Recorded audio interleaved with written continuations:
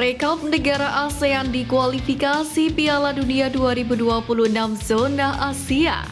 Respon tak terduga Martin Paes, Justin Hubner kena peringatan dari netizen. Simak informasi selengkapnya hanya di Garuda Space Update.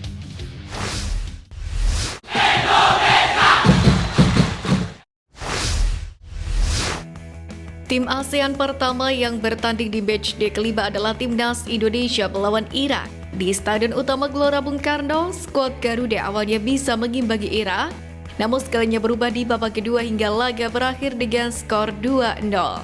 Sementara itu, dua hasil imbang diraih oleh rival skuad Garuda yakni Thailand yang berakhir dengan skor 1-1 kontra Cina dan Malaysia imbang dengan skor serupa kontra Kirgistan.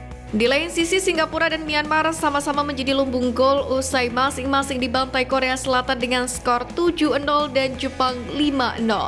Praktis hanya Vietnam perwakilan Asia Tenggara yang meraih kemenangan yakni kontra Filipina dengan skor 3-2.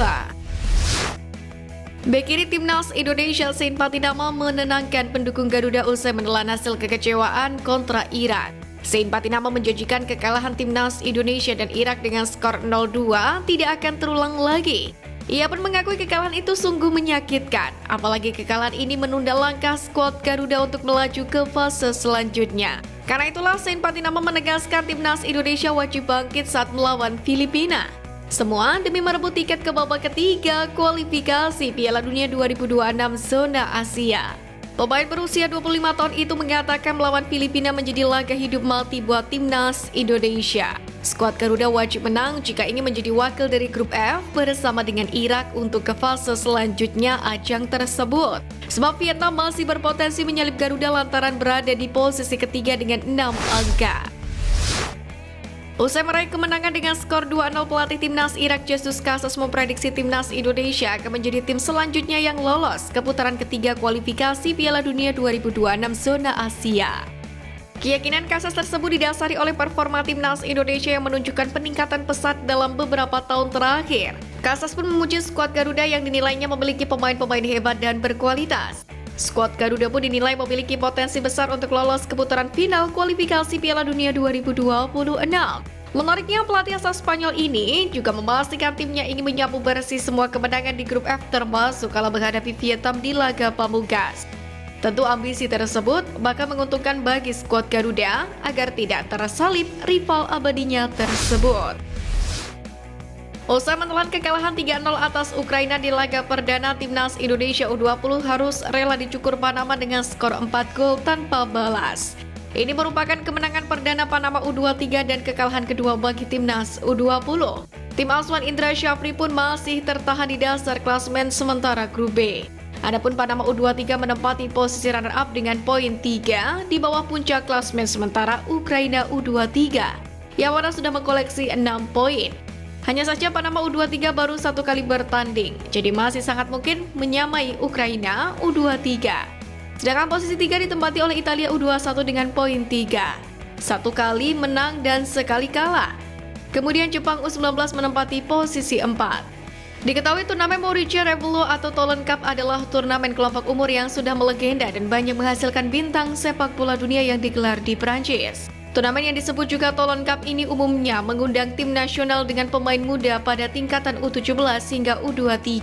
Turnamen ini dinamai berdasarkan penggagas turnamen yakni Mauricio Revello yang menginisiasi turnamen ini pada tahun 1967, wafat pada 2016.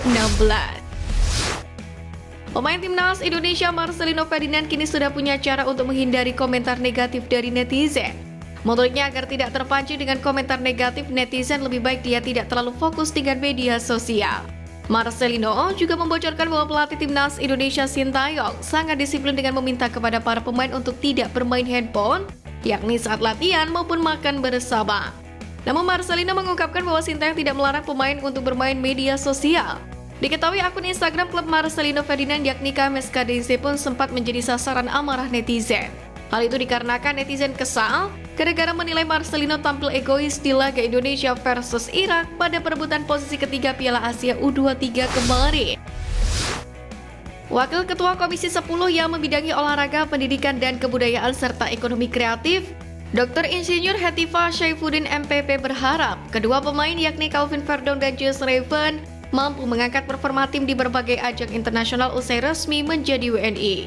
Hetifah menegaskan jika untuk kebaikan sepak bola Indonesia maka langkah PSSI lewat Kementerian Pemuda dan Olahraga atau Kemenpora ini harus mendapatkan dukungan penuh dari masyarakat Indonesia tak terkecuali para wakil rakyat di DPR RI. Hetifah berharap masyarakat Indonesia tidak lagi membeda-bedakan penyebutan untuk pemain lokal maupun pemain keturunan. Karena kata politisi asal Kalimantan Timur ini, jika sudah berseragam merah putih atau membela timnas Indonesia, maka sebutan mereka hanya satu, yakni pejuang Indonesia. Kekalahan timnas Indonesia atas Irak menjadi perbincangan hangat di media sosial. Tidak hanya tagar hashtag Timnasday yang meramaikan kolom trending di X, keyword selebgram pun ikut merajai kolom tersebut. Keyword selebgram ini rupanya terkait beberapa pemain timnas yang terciduk menghabiskan waktu dengan selebgram Indonesia. Terbaru, Justin Hubner terlihat hangout dengan Sabrina Dressler, Ratu Namira, hingga Dara Kezia. Sontak, netizen membuat berbagai cuitan sindiran di X. Banyak yang menduga jika pertemanan antara timnas Indonesia dan para selebgram ini mempengaruhi performa tim. Ikut merajai kolom trending di X, keyword selebgram berisi ribuan cuitan sindiran dari netizen untuk para pemain skuad Garuda. Tidak hanya itu, kolom Instagram Justin Hubner juga berisi ribuan komentar yang memberikan kritik keras untuk dirinya. Ramai soal blunder Hernando Ari dan netizen yang meminta agar segera bergabung dengan timnas Indonesia, Martin Paes merespon dengan membuat sebuah unggahan Instastory. Penjaga gawang utama LC Dallas ini membagikan sebuah foto yang berisi sepasang sepatu dan baju berwarna putih dengan men-tag sebuah akun. Beberapa jam sebelum pertandingan skuad Garuda kontra Irak, dia juga sempat membagikan foto bersama pasangannya di akun Instagram story miliknya.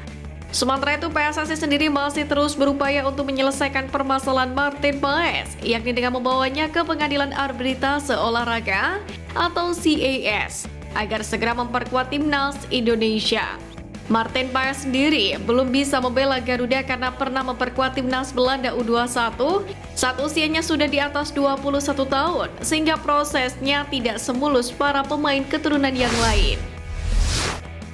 Menurut media Vietnam, Tan Nguyen, sederet hasil negatif negara ASEAN di kualifikasi Piala Dunia 2026 membuktikan masih rendahnya level Asia Tenggara.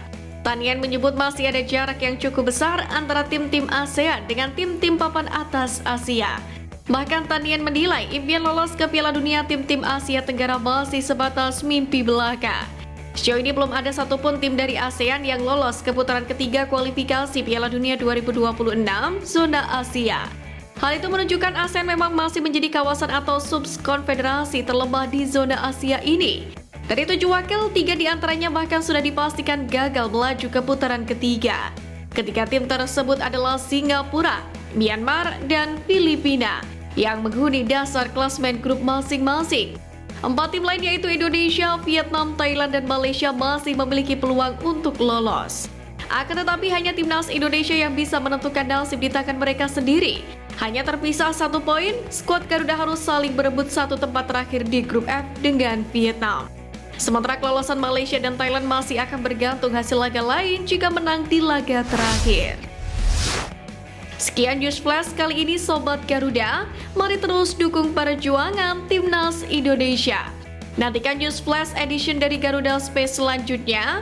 Terima kasih dan salam olahraga.